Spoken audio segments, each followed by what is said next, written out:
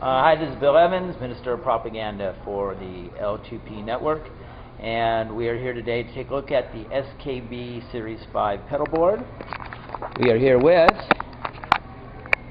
Travis Doring, sorry.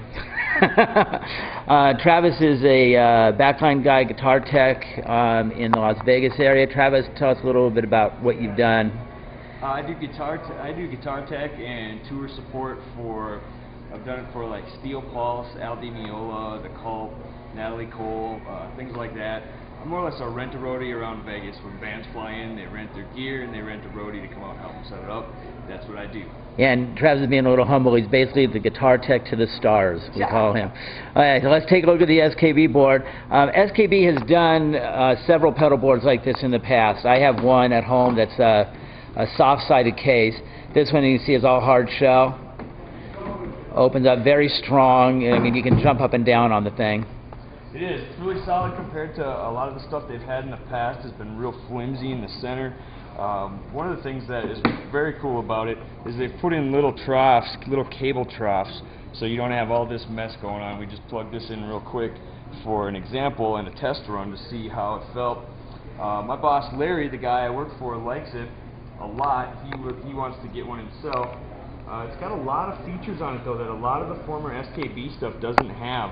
First being this cable tester right here. One of the most important things is good cables. A guitar player with a bad cable is an accident that's never going to get fixed. And this comes with it built in. He can test it right there and determine whether it's his power, his amp, the sound guy, etc., etc. If you're playing at home, baby's in bed, got to make noise, but the wife's on your case, right here. Stereo headphone out. Amp. Yeah, headphone amp. There it is.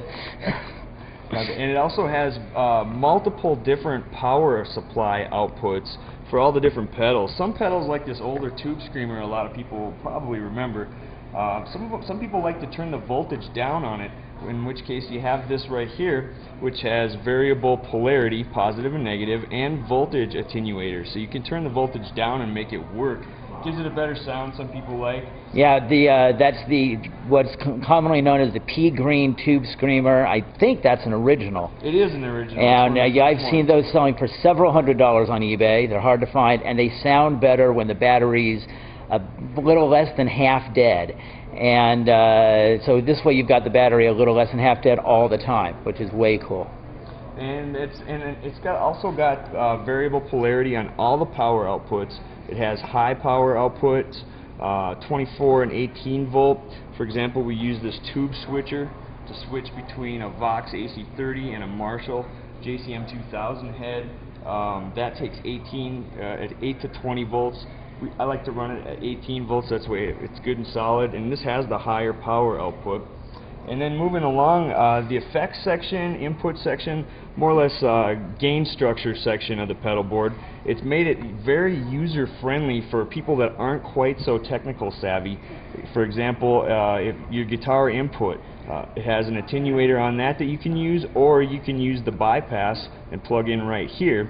And then it also has, for the real unsure of what's going on with the guitar amp kind of guitar player, it tells you right here exactly how to run your pedals from the effects send on the guitar head or amp itself to the pedals, back to the guitar head or the amp.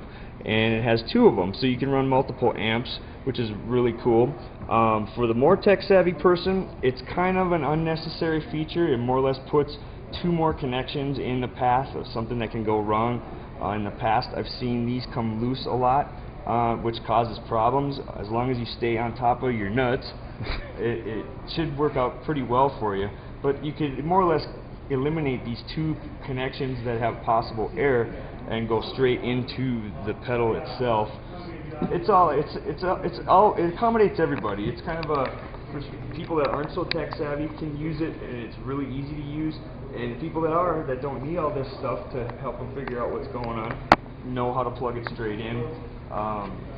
It's really a nice, in terms of solid, that's the thing that I noticed most about it. And all the SKBs in the past, you can step in the middle of them and they kind of collapse. Not this one, it's solid.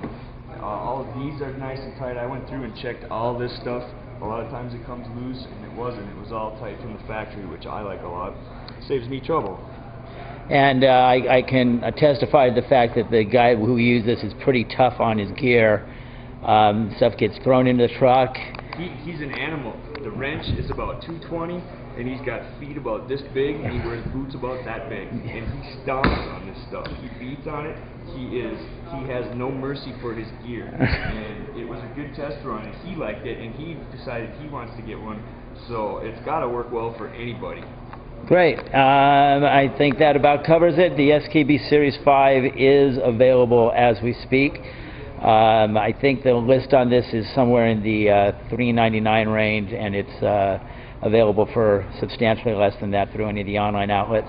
And if I've got that wrong, well, then we'll correct it, huh? And here we go. Signing off. Say bye, Travis. Bye, you guys. Good luck.